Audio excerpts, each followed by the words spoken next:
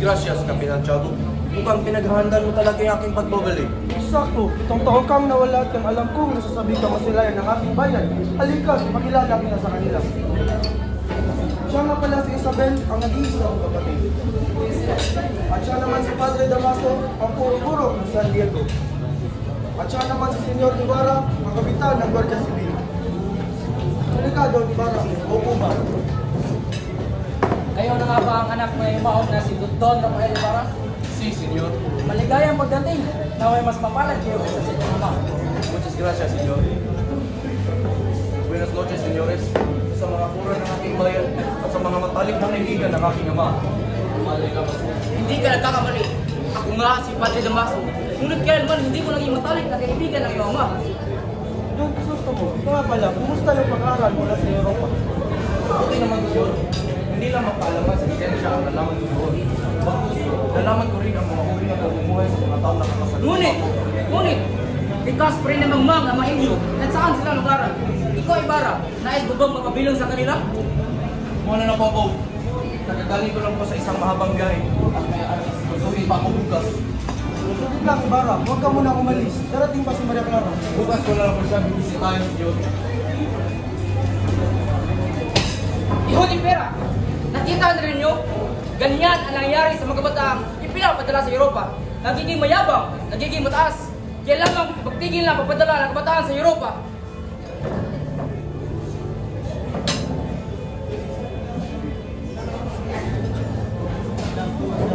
Senyor Ibarra! Ito pa rin yan, senyor.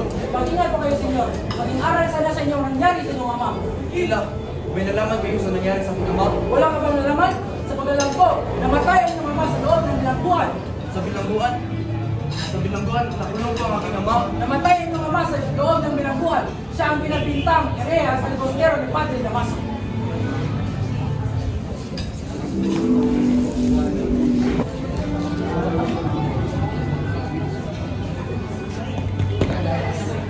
Magandang araw po, Tia Isabel. Magandang araw din sa iyo.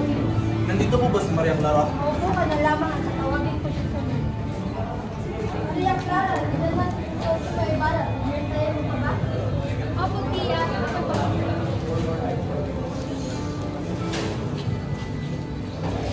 Hindi pa rin tumutupas ang iyong ganda, Maria. Nakapunta ka na ng Europa ito ng school. Maraming magagandang babae sa ibang bansa at nakulong. Mahal ko, alam mo ba isa kong mapalad na nilalang? Mapalad? Bakit? Dahil sa mga babae. Mapalad dahil ipinagpasya ng ating magulang na ikakasal ako sa pinakamaganda ang maes na nasa harapan kita ngayon. Asus, sinola pa ako. Hindi kita binubulang, mahal ko. Nangako ko sa pumano kong ina na wala akong ibang paliligayahin o mamalin, hindi ikaw lamang. Ako may hindi makalilimot kailanman. Hinayuhan ako ng padre profesor na limutin ka. Ngunit iyon ay sadyang imposible. Patawarin mo ako kung ako'y aalis na. Pupunta ako sa San Diego bukas dahil araw ng mga patay. Hanggang sa muli, mahal ko. Sandali lamang, mahal ko.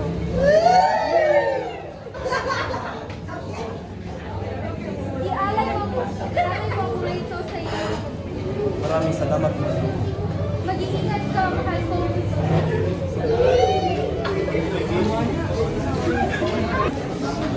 Lumipat na tayo. Lumipat na ka tayo ng ibang lugar. Abay, hindi na mo masalit pa ba? Tik, umutay ka na alam. Binabae ka ba? Ano ba kasi lang mo? Huwag ka lang mag-isa rito. Nahuktay siya. Huwag kayo nito. Pakalakas na mula. Tapatay mo ng ilaw. Alam mo may naigas yung gas niyo. Sige, kayo. Napakabigat naman sa amin. Pinakain ba ito ng malaking bato? Bigat niya sa to. Wala, doon naman tayo sa lawan. Doon natin siya natin.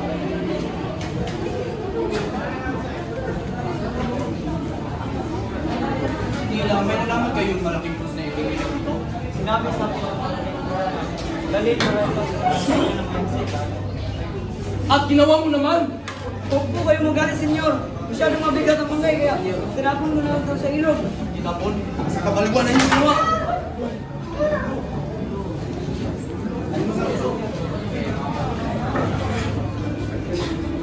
Anong ginawa mo sa aking ama? Nagkamali ka! Wala akong ginawa sa iyo, ama! Anong wala? Hindi ako sa'yo, hindi ako! Kundi si Padre Ganote at si Padre Damaso!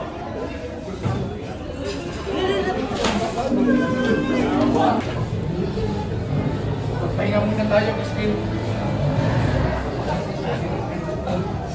Kuya, matanong ko lang. Magkano bang kita mo ngayong buwan? 2 piso. Bakit ba? Nais ko po kasing bayaran mo ang sinasabi na ninakaw ko. Sira ka ba? Kahit ilang taon pa ako trabaho, hindi ko mababayaran yan. Ngunit, hindi po talaga ko nangakaw, kuya.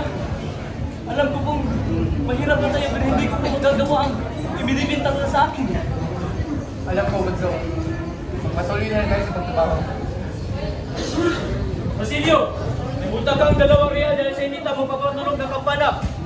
At ikaw, Crispin, hindi ka maaaring umuwi hanggang hindi mo sinasauli ay yung ninakaw. Po, ngunit hindi po talaga mo ninakaw. Magsayos na ka ba? Pakiusap. Hindi ko. Kuya, tulong! Pagkatulong mo, kuya!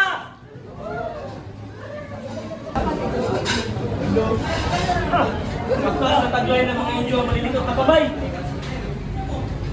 Nagsasabi po ko ng totoo. Wala ko talaga ang ninakaw. Nasa na lang ang ka! Ako! Awat!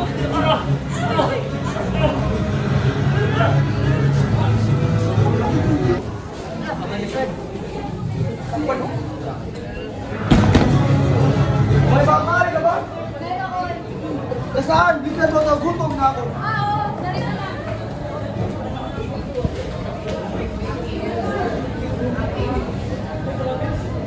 Wala nang natira? Ngunit paano ng mga anak mo? Bakit? May plano ka?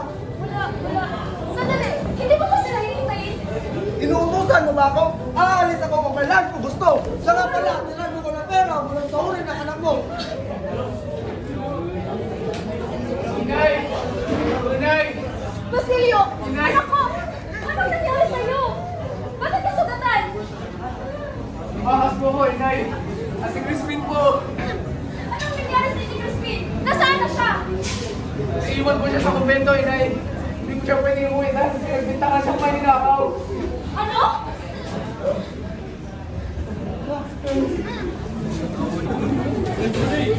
Crispin! Crispin! Crispin! Crispin! Gising ka, Crispin! Crispin! Crispin! Ito mo nagtilo! Para saan ang mga yan, Allen? Para sa kura, nais ko sana siyang makausap. May sakit ang kura ngayon. Tungkol saan ba ito? Hindi pa kasi umuwi ang anak kong si Crispin. Crispin, kung ganon, ikaw ang ina ng magnanakaw. Ako'y matapos magnakaw ay kumakas rin ang batang iyon. Sa pagkakalam ko, papunta kayo ng Guardia Civil sa iyong tahanan.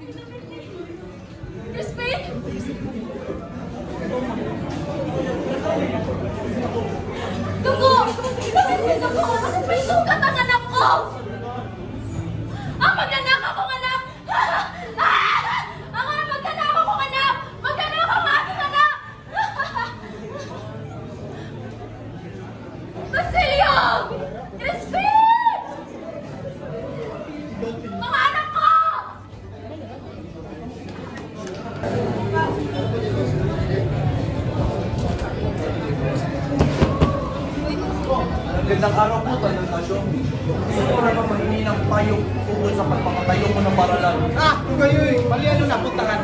Ako isa lamang baliw sa inyong mga paningin. Ngunit, kung daw sa puso niyong pagtulong at pagpapatayo ng paralan, wala kayong dapat ipangaba. Kayo'y magtatagumpay sa kondisyong maging kaayong kayo sa atin.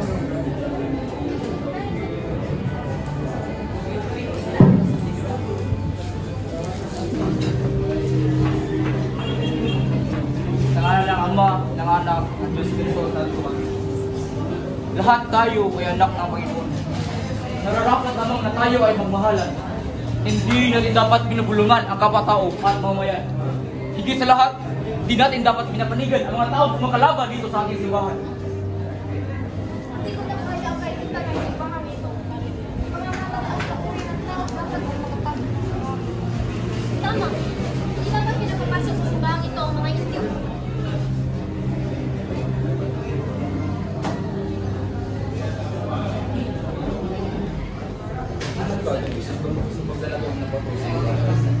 Wala kang nalaman naman ng taas lang ng tayo. Ako hindi wala dahil ang iyong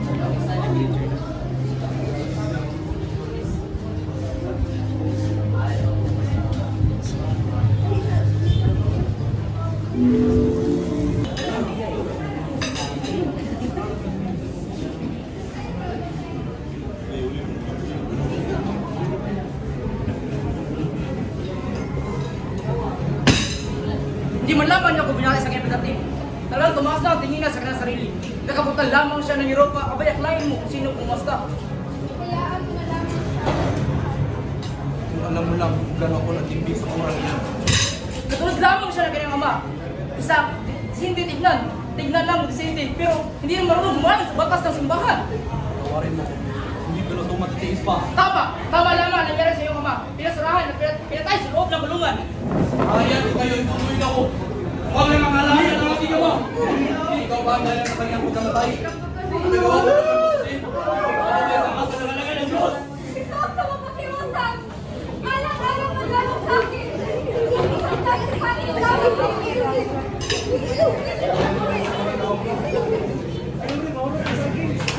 Oo na, Anshito. Hindi ka maaaring may magkita sa Ibarra hanggang hindi inaalis ang simonyon sa kanya. Ama, bakit? Kami iba na yung pangkala ng tunay. Nakausap ko, pare. Inatasan niya akong sirain pa isang mo ng Ibarra.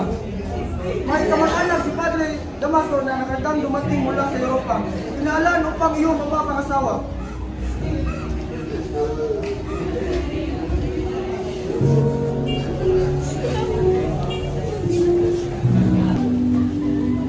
Alam niyo ba, si Maria Clara, ang pinakamaganda at pinakamabait na babae dito sa San Diego, naway ingatan niyo siya. Kapitan Tiago, siya nga pala si Alfonso Linares de Espadon, kamag-anak ng aking asawa at inaanak ni Padre Damaso. Magandang hapon. Nais kunin na ito sa kamay ni Clara. Kung payag ka ba dito, Kapitan? Walang problema sa akin iyon. Basta talaga yun lang si Maria Clara. Ayoko, Ama! Dapat ako tumatutoy! Ayoko sa kanya! Si Crisostomo Ibarra lamang ang aking mahal!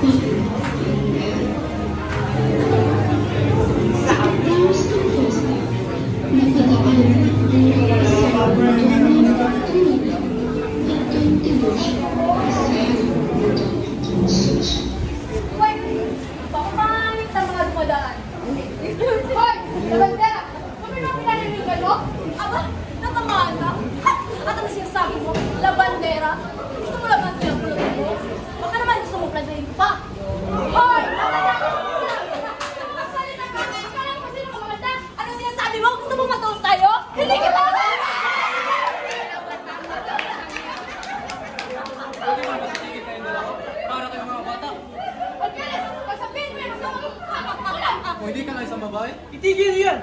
Nais ba ninyo masulog ang inyong mga kaluluwa sa purgatorio?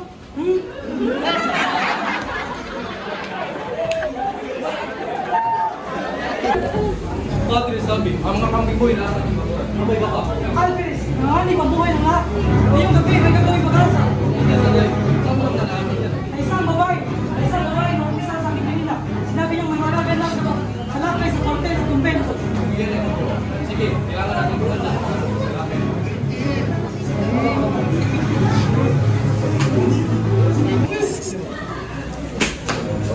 Si Rivara! Elias, hindi ba? Si Rivara! Ligtas mo ninyo ang inyong sarili. Umalis na kayo sa lugar na ito. Ano ba ang nangyayari? May pag-aalsa kong nagaganap at kayo pala nagsimulo nito. Ngunit sino ang... Hindi ko po alam kung sino may pakana nito, senyor. Ano bang dapat kong gawin? Handa po ninyo ang inyong mga papeles at nasunugin po ninyo ang mga ito. Pagkatapos ay pumunta kayo sa lugar na hindi nila kayo masusundan. Talagang mabuti kaibigan, Elias.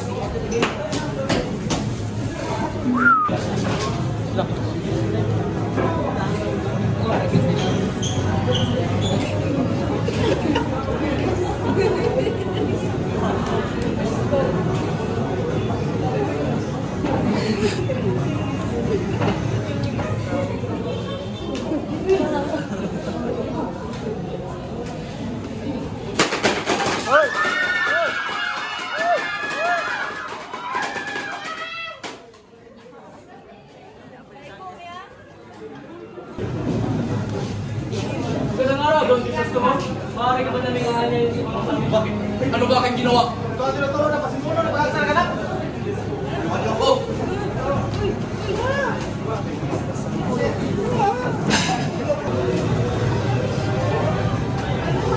Sa kahawan! Patay ka na sana! Ang kaya ka kaibigan na. Tapos sino ako?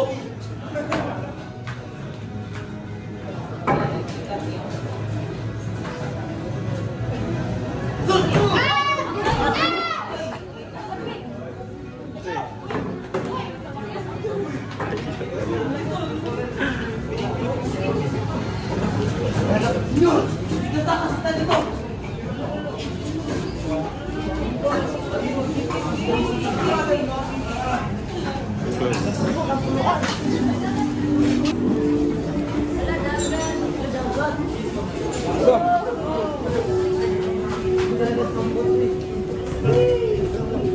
Crisostomo! Tinulungan ako ni Elias na makatakas. Tawarin mo ako, mahal mo. Ako ang patawarin mo. Kaya kailangan ko nang umalis sa lugar na ito.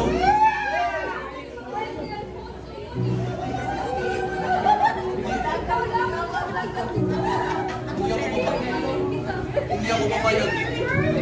Pangako ko. Babalikan kita.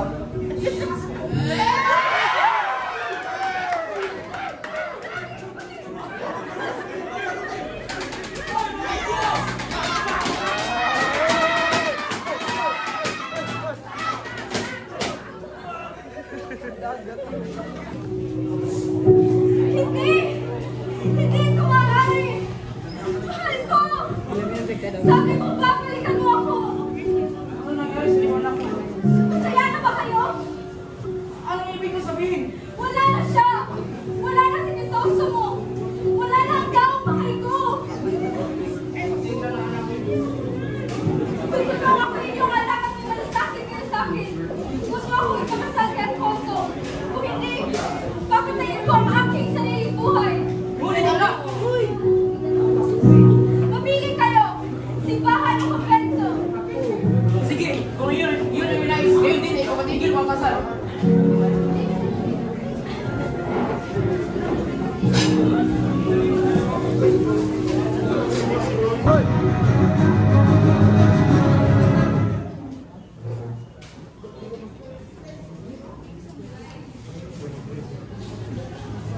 Ano po ang kailangan ninyo, Padre? Bakit po may sarili po sa inyong oras? Nais ko lamang umalis ng Padre, maaari po bang ikalan ninyo ang aking nanay? napakaganda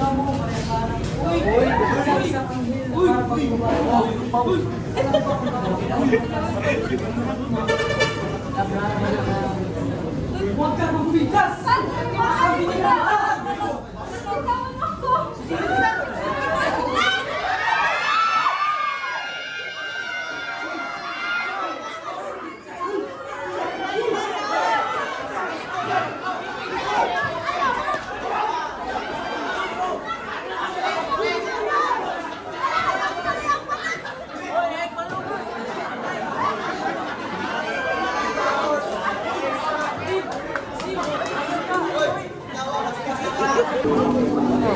Hoy!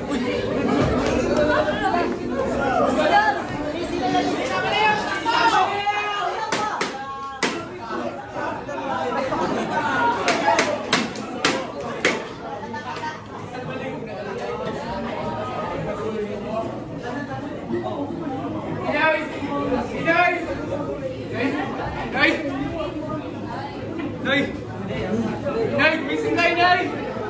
Inay! Inay!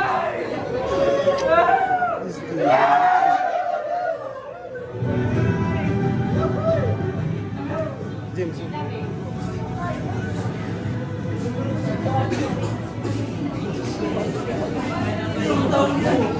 Siya po ang aking inay! Bayo. Sukatan ako, hindi magtagal. Pabawian na rin ako ng buhay. Maghanap ko ng kahoy at kasama ng dalawa sa una. Pagkatapos ay, tulugin mo kaming dalawa. Kain mo ang ginto na aking ibinawag. Kunin mo yun at gamitin mo yun sa iyong mag-aaral at mamumuhay. Hello! Ah!